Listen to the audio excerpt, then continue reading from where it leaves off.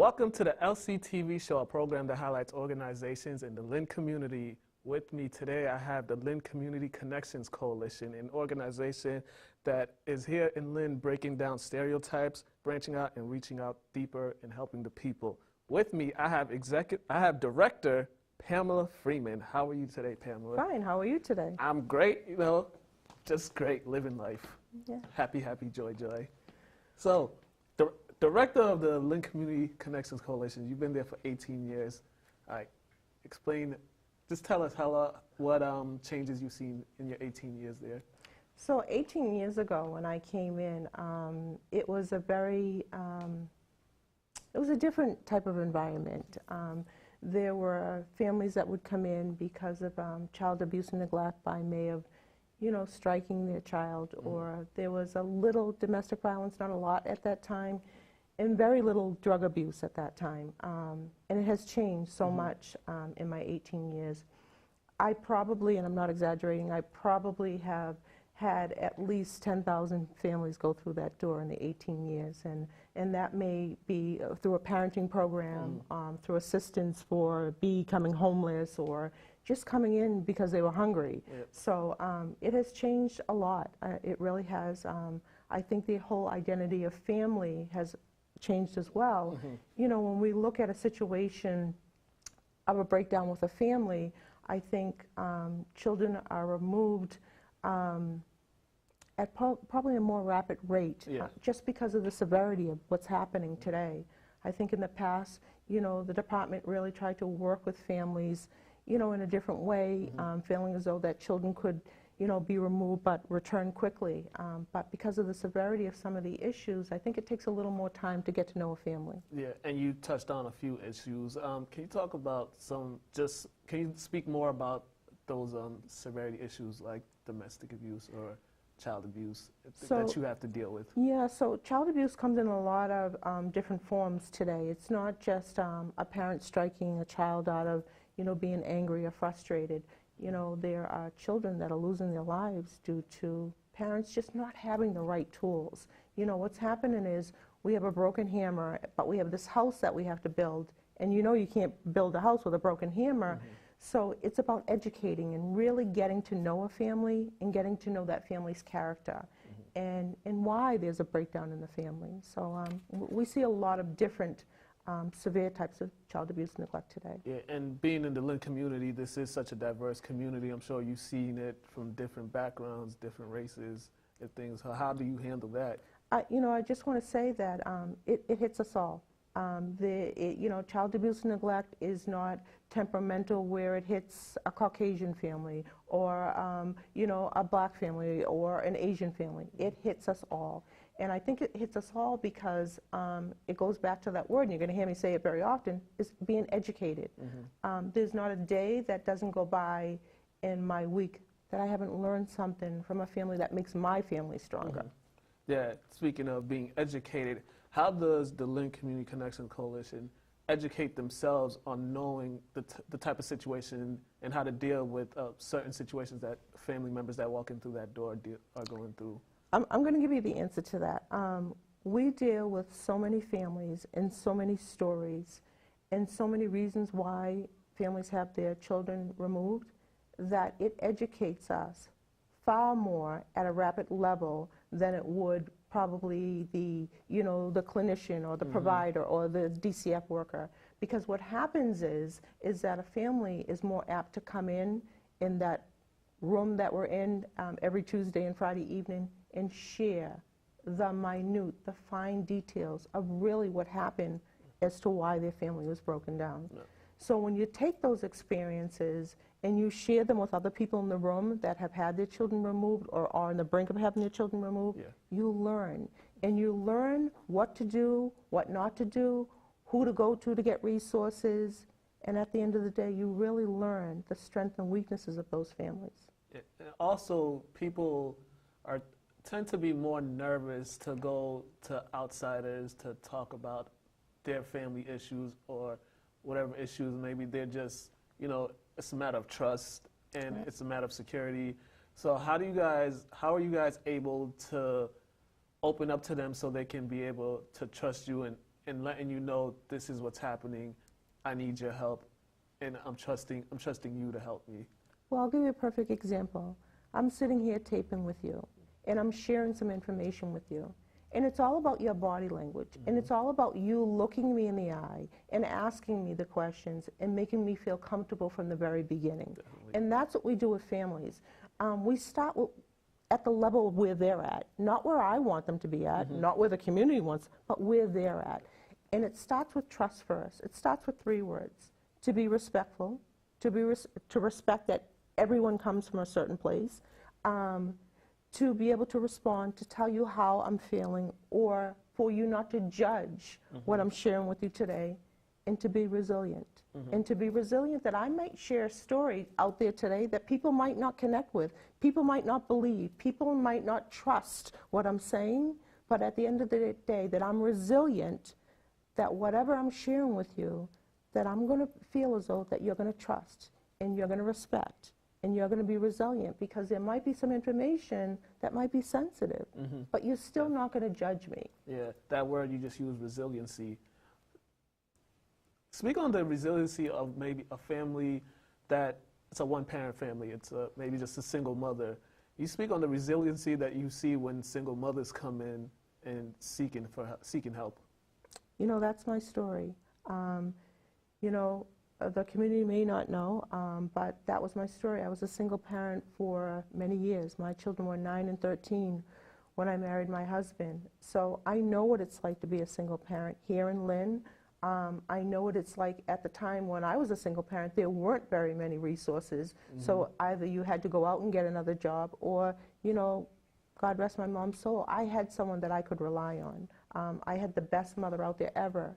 That's not the case for all of our families. So I try to step in that role and support them in so many ways. And it goes back to support as well. Now, do you see that these families that sometimes, maybe if they're so reluctant to come to you, do you see that maybe like their neighbors or maybe like somebody else that's close to them, they'll come and recommend them to you? And that's what happens. We very rarely put flyers out about our program, because what happens is it's built on a capacity of a parent who's gone through the program. And at the end of the day, they walk out with an amazing experience. So if you walk out of something with an amazing experience, you're going to share it. And that's basically how we get the word out there. Okay. I just want to touch on, you guys, your mission is breaking the stereotypes. Yeah. How do you guys break the stereotypes? I think we do it piece by piece, block by block, individualized families. There are a lot of stereotypes out there. We are, in process, we meet, it's usually the first Wednesday of every month. We're going to meet the third Wednesday, and we have a parent support group that talks about how do we break stereotypes, how do we get out there and advocate for other families, and how do we get out there and just lend a hand when there's a family out there that might need your support, or a family out there that feels like, so to speak, they're discriminated against. And not, so to speak, by color base, by discriminated against because of poverty, or because they've had their children removed. And we do it one family at a time. That's great. That's definitely great. It's good to help them, steer them in the right direction. Also, what I'd like to know is, are there any types of programs that you guys have that families can come sit in, where they can learn more things that they would need just to survive on a day-to-day basis? This is the best part. So we run several different programs throughout the year. We run a family nurturing parenting program, and that's a program where the whole family can come. And that's on Tuesday mornings from 9 to 11:30, and Friday evenings from 6 to 8:30. We also run the parent support group, which is the first Wednesday of the month. And then my favorite of all, we run a father's nurturing program. Today, right? Yes, yes. And that's dads. No women, it's all dads. And to watch men become the greatest, supported, most educated fathers is the best. You know, I grew up with my mom raising all 5 of us, and I really didn't know what the ideation of what a family really is. But, you know, having a strong mother helped. But to watch fathers come in and say, you know something, I feel like I can do this job now. I'm educated. I feel like I have other support in the other fathers in the group. So it's a great group. And back to breaking the stereotype, speaking of fathers, when we are talking breaking the stereotypes, we hear a lot of stories about single mothers, you know, raising their children. But rarely do we hear stories about single fathers who raise their children. It could be, you know, different type of situations. I mean, the wife has passed or something, or things didn't work out. It's just, life happens. So when you see single fathers come to your program, and what was your first reaction when you saw a flood of single fathers coming in? They started coming in back in about 2005, 2006, and it's funny you mentioned this. I recall my first father, you know, interaction, and it was a dad, and he had two beautiful little girls, and he had just got custody of them, had no idea what to do. And I ended up assisting him and bringing him to DTA.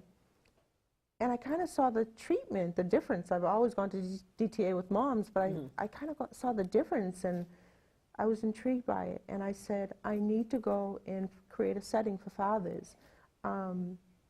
They don't get the same treatment, and it's sad, but they don't. But we're getting there. You know, the difference that, you know, fathers are now getting custody of their children. That was unheard of years ago, but judges are so more lenient to say, if mom's not able to and dad's able to, let's place the children with the dad. Now, do you think that's just because of a stereotype, or is just, I forget the word, but they would just prefer, if there's a custody battle, the advantage is with the mother instead of the father? I think it goes back to this word, co-parenting. A child is in the middle of two parents, a mom and a dad. And I always try to stress that at the end of the day, when that relationship breaks down, there's still the child. And so I think it goes back to the word co-parenting.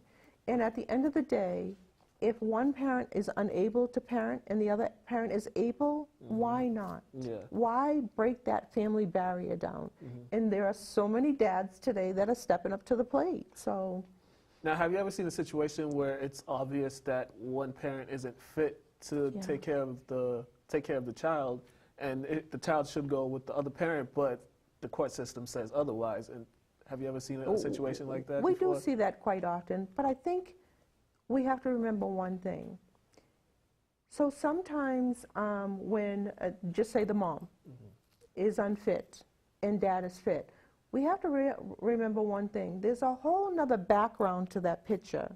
You know, what is dad's background? You know, is dad employed? Is dad mentally, physically able to parent the child? So there's so many different components. Because at the end of the day, we want healthy parents for healthy kids. And so sometimes sometimes those are the situations, but for the most part, what they're trying to do is work on co-parenting. Yeah, you also brought up a good word, employment. Now, is there employment programs placed with you guys that you guys kind of steer those that are looking for jobs in the direction of getting one? So what I'm formally known as is the Family Success Center. And that's a host of agencies under the Lynn Housing Authority. And what we do is when a family comes into that office, whether it's a dad, mom, grandparent, whomever, is we send them through a roadshow of services. So dad might come in and look for employment. So then we might send him to employment, we might send him to financial fitness, to get his credit. We might send him to a class, maybe ESL. We might send him to child care circuit. So there's a host of services that when families come into the Family Success Center, we're connecting them to. Okay, and they all could be, once they're with you guys, they have this network for them. Speaking of ESL, how often do you get English as a second language family that come to you? Quite often. Quite often. And daily. Would you say what would be the #1 language that you see that? I think, you know, of course, the Latino languages, that could be, you know, Guatemalan, Puerto Rican, any of those, you know, Latino. But you see a lot of African families coming in. You see a lot of, you know, refugee families coming in, a lot of Haitian families coming in. I want to say, you know, this might not sound like common, but you see some, you know, American families coming in because they're struggling as well. But you know, because Lynn is such a melting pot, the services that we do provide services a wide range of, languages. Yeah, let's get into a little bit with the refugees. When refugees first come into Lynn, how does the Lynn Community Connections Coalition help them get settled into the environment and help them learn everything that they would need to learn to, make their dream of accomplishing that American dream? So they can kind of come through two ways. If they come through the front door, we have JVS, Jewish Vocational Services, right on site in the Family Success Center. But then a floor above us is the New American Center that handles majority all the refugees that come into Lynn. So we make sure Natasha Sokin is the director over there. So, we're connecting. We're making sure we connect those dots. All right. Can you speak a little bit about the Family Safe Stabilization Act that you guys follow on this? So I was telling you about the Family Safe Stabilization Act. Back in 1995, the federal government and the Department of Social Services came together and said, we have about $3.4 million. And within this $3.4 million, we'd like you to come up with a collaborative that could help support families by reducing the number of children going into foster care. So we really want you to really work proactively to bring families back together. So that's how it was initiated. Okay, and I'm not sure if you have this number on the top of your head. I know I don't. Like, how many kids would you say were going into foster care before that? I don't know the number, but the number was pretty high. And then this Family Safe Act is still intact. It's still correct? intact, yes. And that's great. So I want to get into some of the events that you guys have done so far. Yeah. I know. Can you touch a little on the Hoops for Hope tournament that you guys held? The Hoops for Hope, it was our first year. We had Senator Tommy McGee, now our mayor, newly elected mayor, at the event. And basically, it was a fundraiser, a family fundraiser, to raise additional funds so we can continue on with the parenting programs that we run and to increase the number of fathers programs. Okay, and also, what was the background story for that Hoops for Hope? So the background story on that was, it was an initiative that we had at one of our meetings of a fundraiser, and it was a former secretary that I had working for me initiated, like, why don't we do a basketball fundraiser, because that would be something that would draw families in. So we were looking for a fun day events to draw families to come out and have, a fun day with their families. The ultimate goal is to raise additional funds for our parenting program. Yeah, and you're looking forward to continue having that yearly? Yes. All right, and also the event that I attended, the Touch a Truck event. Yes. Can you speak a little about that one? So Touch a Truck, that's our second annual Touch a Truck. And again, that's working with families with small children and getting them to explore what they could be. Do they want to work for the DPW? Do they want to work for the Lynn Police Department? Do they want to work for the Fire Department? And just give that ideal of that our kids from Lynn could be our next police officer or firefighter. So basically, touching a truck is really more of an experience to think about who they could be, when they graduate from high school. Yeah, that was great. There was definitely a lot of kids out there enjoying honking those horns and getting in those cars. That was a very, very fun event. So also, what other things that you guys got going on coming in the new year? So coming in the new year, we're looking at enhancing. We'd like to get at least 50 to 100 parents coming to our parents. It's called Lynn Pro, Lynn Parents Reaching Out. We have a couple of focus groups planned to meet with the area director, Jack Doyle, and some of the social workers to look at how we can partner together as families to fill in some of those broken holes that happen along the way. And looking forward to strengthening our steering committee board. That's definitely great. And I also understand that you guys have a new location. We have a new location. We were formerly at 20 Wheeler Street in Lynn, the Blood Building, and we're now located at 270 Union Street. We're on the 3rd floor. We're in Suite 308 and 309. All right. And for any additional information, if they want to get in contact with you, how can they reach you? So we have a new telephone number, and the telephone number is 781 477-4238 or 781-477-4239. And you can reach me at pamelafreeman.lcc@gmail.com. Winnie and Leroy will be there to assist them in any way that they can. All right, that's great. You've been a great guest. Thank you. Thank you for enlightening me on the things that you guys do in the community. It was very appreciative. You guys are doing great, and continued success. And hopefully, you guys get all the more parents to come to your events and they come to. You have the event tonight, correct? Yes, All right. What time is that? 6 o'clock. It's 6 o'clock. People come 6 o'clock. Check them out. As for me, I've been your host, Mukala Kabongo. I just want to thank my guest, Pamela Freeman. You've been watching the LCTV show here at Lynn Community Television. Check us out on Facebook, Twitter, Lynn Community Television, and also check out our YouTube channel. You guys have a great day and enjoy.